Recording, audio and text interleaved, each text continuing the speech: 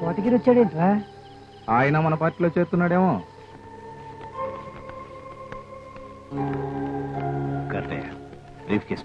ఎందుకని? అరే ఇదేంది ఎగస్పట్ దంట పట్టుకొస్తుండు? సిద్ధంగా ఉంది. హలో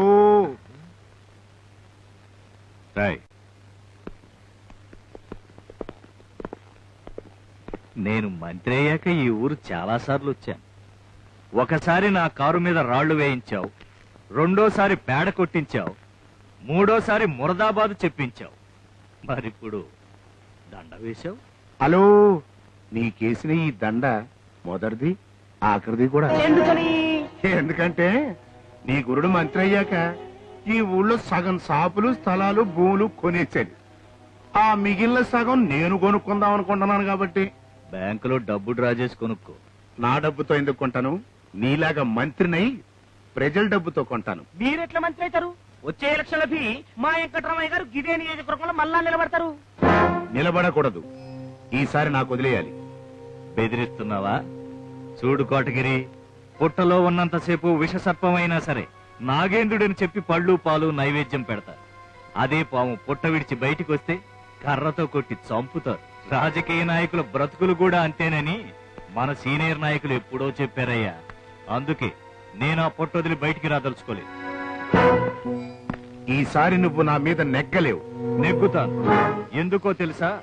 స్వతంత్ర భారతంలో ఎన్నికల ఫలితం ఎప్పుడూ ఒకేలా ఉంటుంది.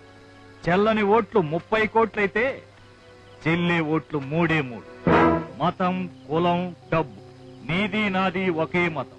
ఆ ఓటు క్యాన్సిల్. ఇక మిగిలింది డబ్బు. ఓటుకు 1000 ఇచ్చి కొనే స్తోమత నాకు. పొరపాటు.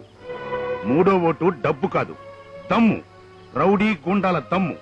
ఇది వరకు ఎవడి దగ్గర ఎక్కువ మంచితనం ఉంటే ఆడు గెలిచేవాడు. ఇప్పుడు ఎవడి దగ్గర ఎక్కువ రౌడీయిజం ఉంటే ఆడు గెలుస్తున్నాడు. విషయానికి వస్తే నీ దగ్గర కంటే నా దగ్గరే ఎక్కువ రౌడీలున్నారు. హలో, పల్లేరికాయలు ఎన్నుంటే మాత్రం లాభం ఏంటండి? నా దగ్గర రాంబాబు అనే ఆటం బాంబు ఉంది.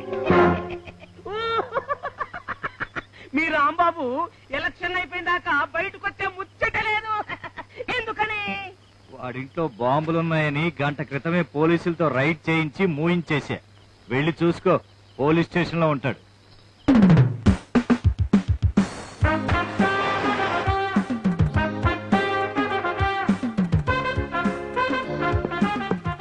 ఏంట్రా మీరు చేస్తున్న పని? వాడిలా తీసుకురండి. నీ పేరేంటి? నీ ఇష్టం వచ్చింది రాసుకో. అదేమిటి? అదంతే. కొత్త ఇన్స్పెక్టర్ వచ్చినప్పుడల్లా ఇది న్యూసెన్స్. ఏమయ్యా 293 నన్ను పెట్టకు రకంగా పిలుస్తాను మీ ఎస్ఐకి చెప్పలా? నువ్వుండే పేట నీ పేరేంటో చెప్పు. రాంబాబు. ఈ రాంబాబు రాయలసీమకి బాంబు పే. మా వీధిలో రాముడి గుడి ఉంది. ఆయన కంటే గొప్పడి అన్నాడు ఒకడు. ఆయన బాబుని పే కనుక నా పేరు రాంబాబు అన్నాను. రేపు సాయి బాబుని, ఎల్లుండు కృష్ణ బాబుని, ఆ తర్వాత బాబులకు బాబుని. నీ అమ్మ బాబు నీకు పేరు పెట్టలేదా?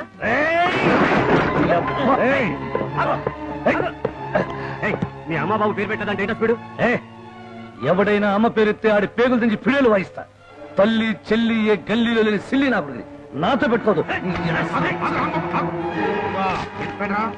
ఈ పేటకు నువ్వు కొత్త, అందుకే మా ఊరి సంగతి తెలీదు. ఇగో బెయిల్ పేపర్ తీసుకోవయ్యా. నువ్వు పద రాంబాబు. ఏంట్రా మళ్ళీ ఏమన్నా పొడి చేసావా? పొడిచేదాకా టైం ఎక్కడిచ్చారు నా కొడుకులు. అమ్మూరు చెట్టు కింద బాంబులు దాస్తుంటే పట్టేస్తున్నా. ఇప్పుడు బాంబులతో పనే వచ్చిందిరా. నువ్వేగా త్వరలో ఎలక్షన్లు వస్తున్నాయి, బాంబులు రెడీ చేయమన్నా. మొత్తం పట్టుకుపోయారా? 3 పట్టుకెళ్లారు. ఇంకెన్నున్నాయి? 3000 ఉన్నాయి. ఒకటి తీసుకెళ్ళి కంత్రి మంత్రి గారి నెత్తి మీద వేయమంటావా? హలో, నీ ఆవేశం కట్టి పెట్టు.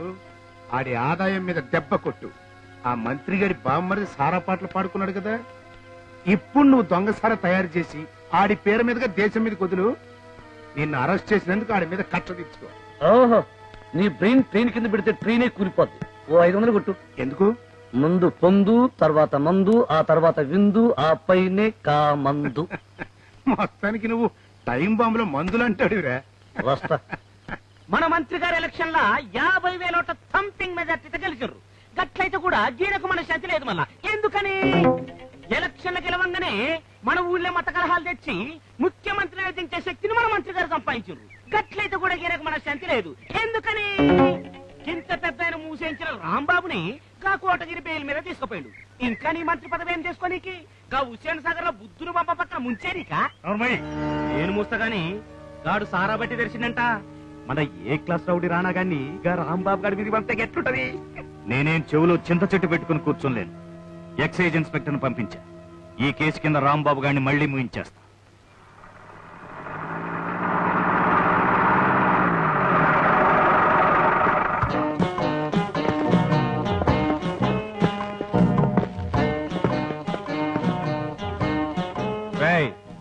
ఏమిట్రా మర్యాద లేకుండా పొగరు మొత్తం?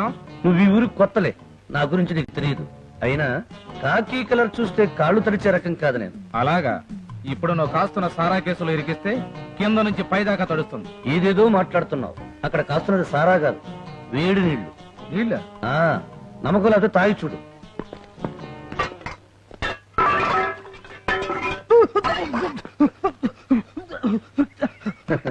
నా మాట ముందే వినుంటే ఈ గొంతు కాలడం ఉండదు కదా. చూడు ఎక్సర్సైజ్ ఇన్స్పెక్టర్, నన్ను పట్టుకునే దమ్ములున్న మగాడింకా పుట్టలేదు, పుట్టబోడు. బిడ్డ అమ్మకు తెలిసి కడుపులో పెరుగుతాడు. నేను మీకు తెలియకుండా మీ గుండెల్లో నిద్రపోతా. నిప్పు వేడిగా ఉంటుందని తెలుసు, నీళ్లు చల్లగా ఉంటాయని తెలుసు. కానీ ఈ రాంబాబు ఎలాంటి వాడో మీకెవరికీ తెలియదు. అవసరమైతే నీచ్ కమీనే కుత్తేగాండి, ఎదురు తిరిగితే సాచి కామ్గా చెత్తరే కొట్టేవాడిని. అంతెందుకు, నిన్ను తన్ని నీ మీదే కేసు పెడతా. పందెమా? ఏమై కానిస్టేబుల్స్, పందెం వేసుకున్నావా? సార్, తన్నులు తినడం బాగుండదు. పదండి వెళ్దాం. ఇవాళ నీ టైం బాగుంది, వెళ్ళిపోతున్నా. ఎక్సర్సైజ్ ఇన్స్పెక్టర్, ఈవేళే కాదు ఇక నుంచి నా టైం ఎప్పుడూ బాగుంటుంది. వెళ్ళేదా? ఏ ముసల్దానా, మిరపకాయల బజ్జీలు ఉన్నాయా? లేవు.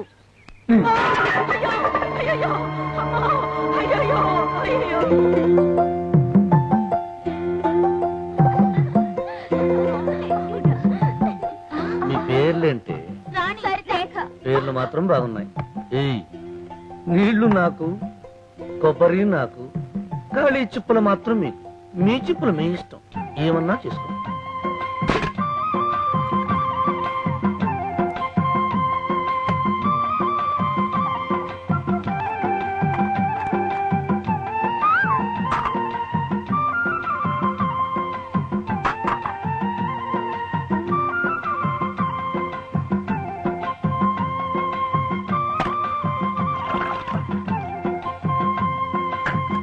మీ చెప్పులు మీకు ఇచ్చేసా, జాగ్రత్తగా చూసుకోండి, ఎవరికి ఇవ్వకండి.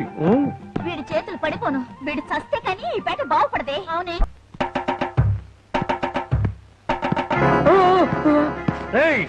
ఈ వార్డు కౌన్సిలర్ ఎవర్రా? ఇదిగో సూపర్వైజర్, ఈ మిషన్ మొత్తం జ్యూస్ అయిపోవాలి. అయ్యి అది కాదు, ఈ మామిడి పళ్ళు మొత్తం జ్యూస్ అయిపోవాలి. లేకపోతే సాయంకాలానికల్లా చాలా గొడవలు అయిపోతాయి. ఇదిగో చూడు, ఈ పార్సల్ పగడబందిగా ఫారెన్ పంపించు. నేను బాగా డబ్బు సంపాదించాలి, ఆ తర్వాత మినిస్టర్ అయిపోవాలి.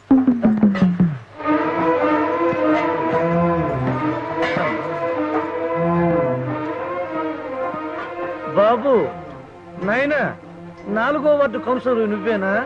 అవును. దేనికి? అవును. 1000 రూపాయలు. కౌన్సిలర్ అయితే 1000 రూపాయలు ఇవ్వాలా? అయ్యి అయితే నేను కదా. పోనీ నేనే నీకు 1000 ఇస్తా. నువ్వు కౌన్సిలర్ అవునో కదో చెప్పు. ఆ మాట అన్నావు కాదు, నేనే ఈ వార్డు కౌన్సిలర్. 1000 రూపాయలు ఇచ్చి నీ ప్రాబ్లం ఏమిటో చెప్పుకో. మున్సిపాలిటీ వాళ్ళు నీ బావిలో మందు వేయలేదా, లేక నీ మురుగుంటలో దోమల మందు చల్లలేదా? దోమల మందు కాదు, నీ వార్డులో, నీ బజారులో, నీ రోడ్డు మీదున్న నీ గుంటలో పడి అప్ప నా కలు చీపిరిగే. వెంటనే 1000 రూపాయలు డాక్టర్కి ఇవ్వాలి. నా వార్డులో, నా రోడ్డు మీద, నా గుంటలో నువ్వు పడితే నేను నీకు డబ్బు ఇవ్వాలా? ఇవ్వకపోతే నీ వార్డులో, నీ గుంటలో నువ్వు బ్రతుకుండగానే నిన్ను పుట్టిపడా. దౌర్జన్యం చేస్తున్నావా? దౌర్జన్యం చేయడానికి నువ్వెంతరా పొట్లంగా. ఒట్టడిగే ముందు కృష్ణానదిని తెచ్చి మీ దొడ్లో పెట్టిస్తానని, రోడ్లు బాగు చేయిస్తానని, కాలువలు బాగు చేయిస్తానని, పాయికానాలు కట్టిస్తానని, పాయికానాల పక్కన పందుళ్లు తోలేస్తానని మోసాల మాటలతో గెలిచి ఈ రసాల ఫ్యాక్టరీ కట్టించుకున్నావా లేదా? అవును, కట్టించాను. చూడు, మళ్ళీ 5 ఏళ్ల దాకా ఎన్నికలు రావనుకుంటున్నావేమో. రోజులు మారిపోయాయి నాయన. ఏడాదికి ఒకసారి ఎన్నికలు వచ్చే చండాలపు రోజులు ఇవి. మర్యాదగా 1000 రూపాయలు ఇచ్చి. బాబు, నీకింత లోక జ్ఞానం, వీర జ్ఞానం ఉందని తెలియక ఏమేవో వాగాను. ఇవ్వకో 1000 రూపాయలు తీసుకుని వెళ్ళు నాయనా. ఇప్పుడు వచ్చావు నా రూట్లోకి. మళ్ళీ ఎప్పుడైనా, ఎక్కడైనా, ఎవరినైనా బెదిరిస్తే అదరేస్తా, అదరేస్తే వదిలిస్తా, హ్యాండ్ ఇస్తే హాత్ ఇస్తా నా జూసుగా. చూసుగా